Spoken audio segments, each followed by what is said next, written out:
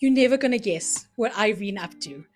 I've been dying to come on and tell you guys what's been going on, my thoughts on everything that's happening, but I just haven't been able to because for the past few months, it's embarrassing, really.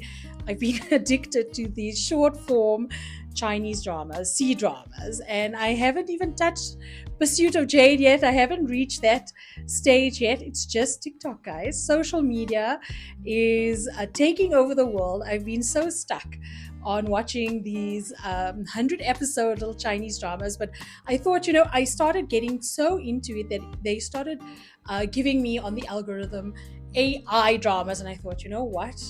I need to change. I need to change my life. I have so much to say. And with the buzz around peptides, I have my own opinion and my own experience, which I thought I would tell you about.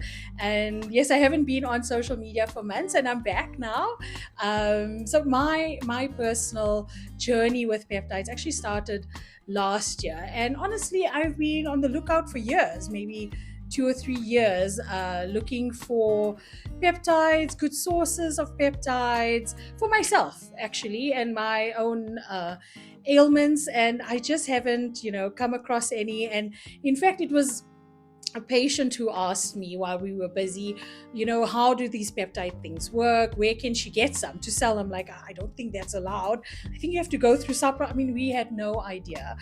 I unfortunately had an overuse injury. So that's my arm. I had a extensor tendonitis, basically like a tennis paddle golf elbow, but not from playing tennis paddle or golf, from overusing my arm for work, like too much injecting, too much using my right arm. I actually, one morning I woke up and I couldn't move my arm. I couldn't even pull out a chair.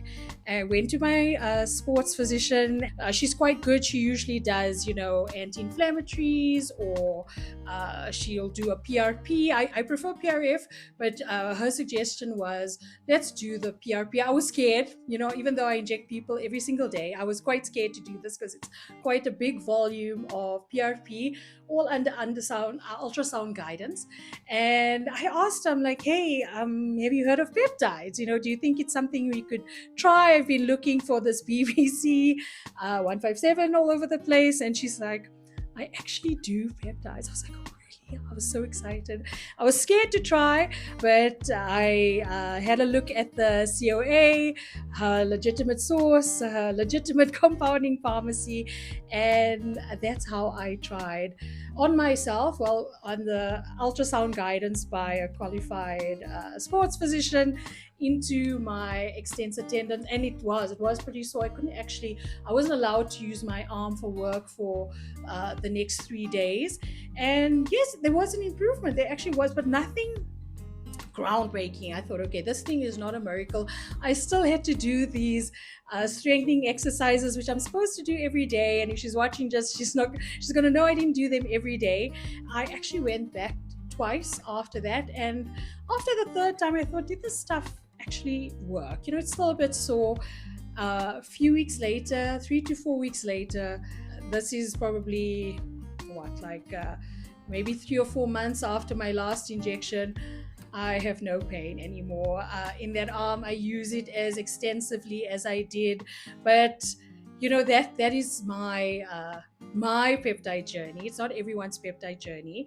And the important thing to remember with these peptides is, they are still undergoing a lot. There's a lot of these animal studies. A lot of them were done in Croatia and some spots in China. So it's not widely recognized in terms of human trials. And I think a lot of self-experimentation is going on out there, and then it's something I will be talking about a little bit. But from my perspective, they did really, really help me. So I just wanted to hop on this peptide trend and tell you guys my personal peptide experience.